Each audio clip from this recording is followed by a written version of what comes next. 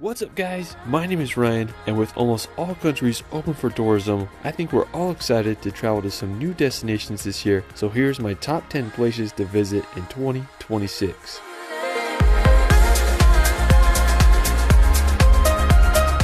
With tourism back to normal, 2026 is going to be a year full of travel. Whether you explore the tropical landscapes of St. Lucia or experience the unique cultures of Africa, I hope you can all visit some new places this year. Let's start this video off at Patagonia. This was the first place I traveled to last year, and it quickly became one of my favorite destinations I've ever been. Located in both bottom halves of Chile and Argentina, Patagonia is easily one of the most beautiful regions in the world. It has fjords like Norway, sounds like New Zealand, and mountains comparable to the Alps. One of the most famous places in Patagonia is Torres del Paine. Located on the Chilean side of Patagonia, Torres del Paine is a national park home to animals such as guanacos and pumas. One of the main reasons people come to this area is to do the hike to the Mirador Base Las Torres. It's a 12.5-mile round-trip trek with about 3,000 feet of elevation gain. We did the hike and it took us about 8 hours round trip, so it was a little difficult, but it was one of the most rewarding hikes once we got to the lake and could see the massive granite towers. Another one of the most well-known places in Patagonia is Fitzroy. It's this mountain range located on the Argentinian side of Patagonia, and I think it's possibly one of the most beautiful mountains in the world. To get a great view of the Fitzroy, we hiked to the lake called Laguna de los Tres. It's another long hike, but it's definitely worth it. The trek there was 14 miles round trip, and on the way you just walk through some pristine nature. Once we reach the end, the view of Mount Fitzroy is just hard to believe. If you love hiking and epic views, you gotta visit Patagonia this year. After, we're gonna head to Europe to visit Albania. Located just north of Greece, Albania is easily one of Europe's most underrated countries. One of my favorite places that I visited in the country was the Albanian Alps. The mountains here are next level. I really like this place called Teth. We stayed here a few days and there was just so much to do. We hiked to this place called the Blue Eye, and it had some of the clearest and coldest river water I've ever swam in. Another one of my favorite places in Albania is its Riviera. Located on the Ionian Sea, the Riviera is home to some amazing coastline. We did a boat tour to explore the coast, and our captain took us to the sea cave.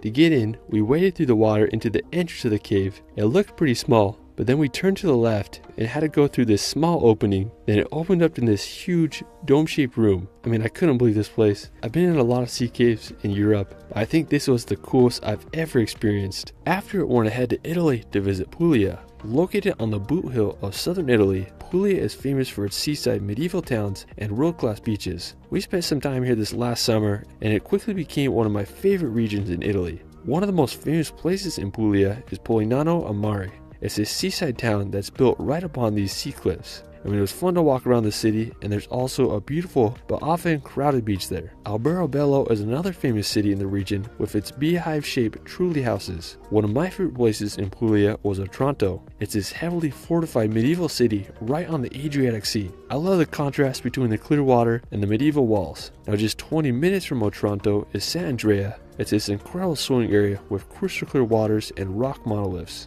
To get in, there was this little ledge you could jump off of, and it was just so much fun to swim here. If you want good Italian vibes in 2026, you gotta give Puglia a visit.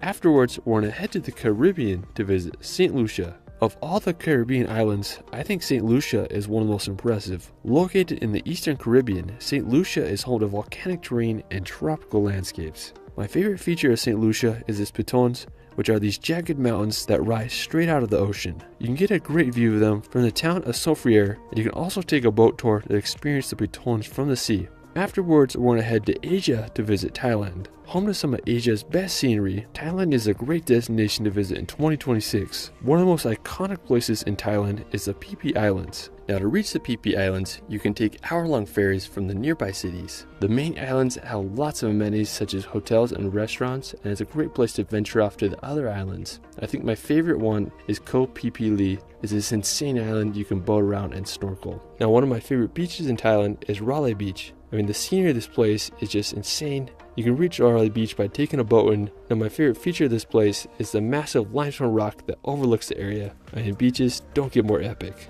Afterwards, we're going to head to the mainland of Thailand to visit Khao Sok National Park. This place is just really interesting. It's this massive lake, and even though it was created as a result of a dam, the landscapes here are otherworldly. There's limestone mountains and rainforest vegetation home to animals such as the Asian elephant and tigers. If you can, I recommend staying here more than one day. You can spend the night on one of the lake's floating houses and just go hiking or boating throughout the park. While we're still in Asia, we're going to head over to South Korea. With neighboring countries like Japan and China, I think South Korea often gets overlooked as a travel destination, but I think it's an amazing place to visit. Seoul is the capital of the country and probably where you'll fly into when you come. Just outside Seoul is the Bokhansan National Park. It's home to some of South Korea's most beautiful mountains. Another great place to see South Korea's nature is Suraksan National Park.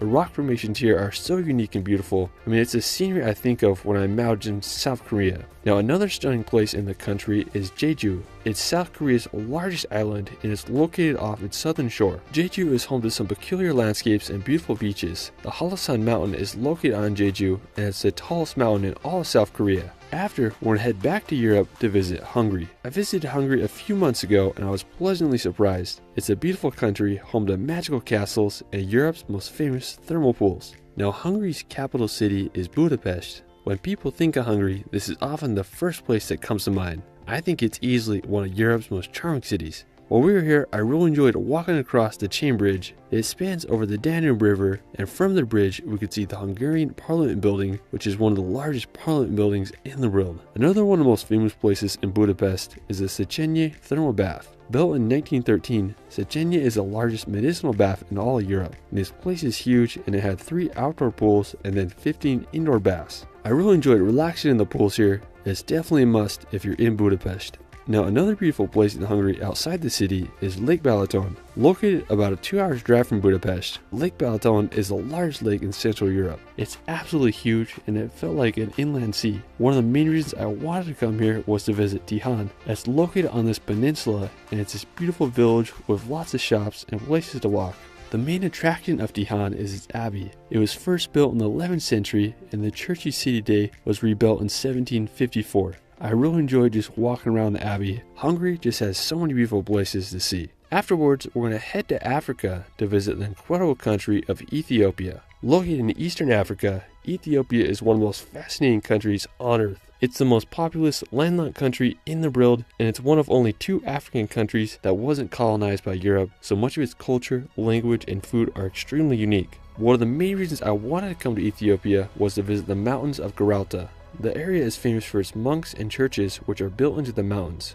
One of the most famous ones is Abuna Yamata. Also known as the Church in the Sky, Abuna Yamata is one of the most incredible and inaccessible churches in the world. It's built on an elevation of 2,580 meters into the side of a cliff. Now, to get there, the hike honestly wasn't too bad. It took about 45 minutes, but the difficult part is this area where you have to rock climb. You take your shoes off and the guides help you. I mean, honestly, it wasn't too bad. When we got to the top, the monk was waiting for us. He walked the narrow path with a dangerous cliff on one side with no rope or anything else to hold on to. After the cliff walk, you enter the famous Abuna Yamata Church. According to legend, it was founded in the 6th century AD. I mean, I was blown away by this place. The fact that it was carved straight out of the mountain is just crazy to me. Another one of the most famous places in Ethiopia is the Omo Valley. Located in southern Ethiopia near the border of Kenya and South Sudan, the Omo Valley is one of the most famous places in Ethiopia, mainly for its diversity of local tribes. I mean, there's so many tribes here with very unique cultures and traditions. We visited several of them, but my favorite were the Stick Boys. Part of the Bana tribe, the Stick Boys are these young kids and teenagers who use stilts to help them see the cattle above the long grass, and also it protects them from snakes. I remember when I first saw these guys just standing in the middle of the street, I couldn't believe it. I mean, their sticks are huge and it makes these kids over 10 feet tall. They had so much energy and were just absolute homies. They even let us try the sticks and it's way harder than it looks. Now, we told them we wanted to film them for sunset, so we went to this different spot and we got some of the most epic shots of them just walking along the road. I mean, these kids were so happy, and it was a perfect way to end our time in Ethiopia. While we're still in Africa, we're going to head to Tanzania to visit the Serengeti. If you've ever dreamed of going on an African safari, I believe the Serengeti is the best place on earth to see Africa's wildlife. From massive herds of elephants roaming the savannah to prides of lions relaxing on rocks, the Serengeti is a Lion King in real life. Now, to get to the Serengeti, we first flew into the town of Arusha, and then we made the 7-hour drive there. As for accommodations in the Serengeti, you can stay in places ranging from budget to luxury. On the more affordable end, you could stay in a tent camp. Even though you're in a tent, the interior can be very comfortable. On the more expensive side, you could stay in a place like the Four Seasons that has all the comforts of a luxury hotel while being immersed in the heart of the African savannah. The best way to see the Serengeti is by going on game drives. Every day we would wake up and be out from sunrise to sunset, witnessing so many incredible moments. One thing that I thought was so interesting about the Serengeti was that it had different areas with certain types of landscapes and wildlife.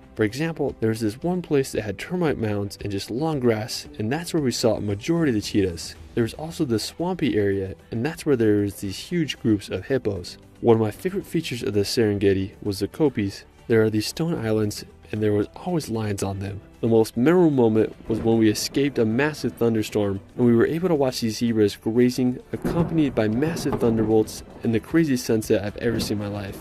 If you're wanting to go on an adventure in 2026, you gotta add the Serengeti to your list. For our final destination, we're gonna head to French Polynesia to visit Bora Bora. Of all the islands in the world, I think Bora Bora is the most iconic. The geography of Bora Bora is pure perfection. There's the main island with its towering dormant volcano, and then it's surrounded by this reef that protects the island from the waves of the Pacific Ocean. Inside the reef, there's a lagoon which is home to some of the world's clearest water and is full of wildlife such as sharks and rays. Now to reach Bora Bora, we flew into Tahiti, and then from there we took a short 15-minute flight and landed on Bora Bora. The airport here is on a motu, which is a little island on the reef, so to get to the mainland or the resorts, you'll take a ferry.